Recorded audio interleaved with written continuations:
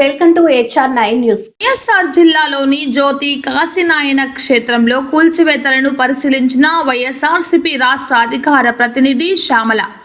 ఈ సందర్భంగా ఆమె మీడియాతో మాట్లాడుతూ ఆధ్యాత్మిక స్థలాలను కూటమి ప్రభుత్వం కూల్చివేయడం దారుణం, ధ్వంస పాలన అంటే ఇదే అంటూ శ్యామల మండిపడ్డారు. సనాతన ధర్మాన్ని కాపాడుతున్న పీఠాపురం పీఠాధిపతి ఇప్పుడు ఎక్కడికి వెళ్లాడంటూ సూటిగా ప్రశ్నిస్తున్నానన్నారు.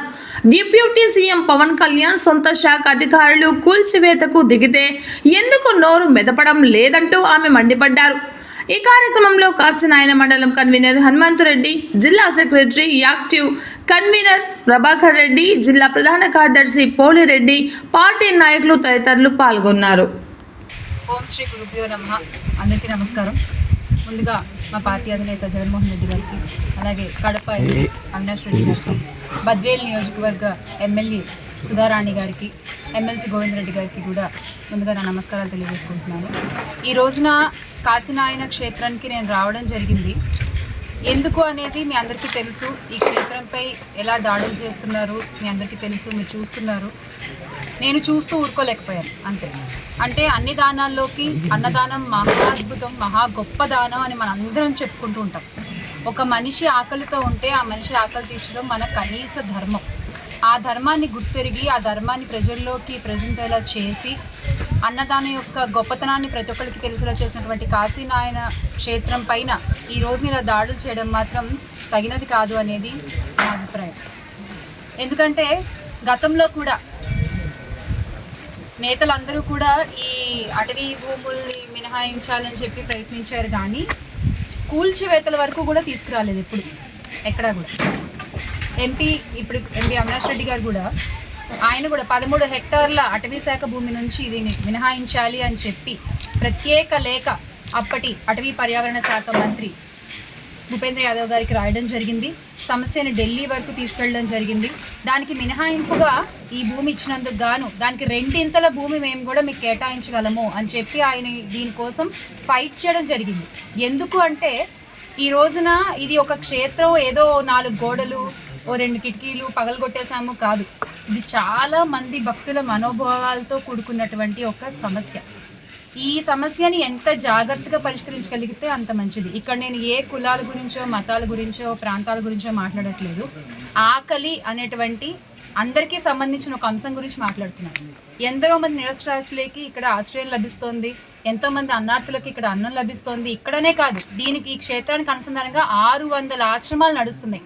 ఆ 600 ఆశ్రమాలపై ఈరోజు మీరు ఇలా దాడులు చేపడితే అక్కడ ఉన్న వాళ్ళందరూ ఏమవ్వాలి? ఆ అన్నం తినే వాళ్ళందరి పొట్టలు ఎవరు నింపుతారు? ₹1 ఆశించకుండా, ₹1 తీసుకోకుండా అన్నీ ఉచితంగా ఇక్కడ ఇస్తున్నారు, ఉచితంగా. మేబీ అదొక కారణంగా దీన్ని ఏమన్నా పడగొట్టేయాలని చూస్తున్నారా? హిందూ ధర్మాన్ని పరిరక్షిస్తాను, నేను హిందూ ధర్మ పరిరక్షకుడిని అని చెప్పుకునేటువంటి పీఠాపురం పీఠాధిపతి, మన పీఠాపురం పీఠాధిపతి ఉన్నారు కదా, ఇప్పటి ఉప ముఖ్యమంత్రి గారు, ఆయన ఎందుకు దీని గురించి మాట్లాడట్లేదు? ఇంతమంది మాట్లాడుకుంటున్న విషయం గురించి ఆయన ఎందుకు స్పందించట్లేదు? ఆయన ఆవిర్భావ దినోత్సవ వేడుకల్లో బిజీగా ఉన్నారేమో. మేబీ అది అయిన తర్వాత అయినా వచ్చి దీనికి ఏమన్నా ఒక పరిష్కారం చూపిస్తారేమో అని ఆశిస్తున్నాం.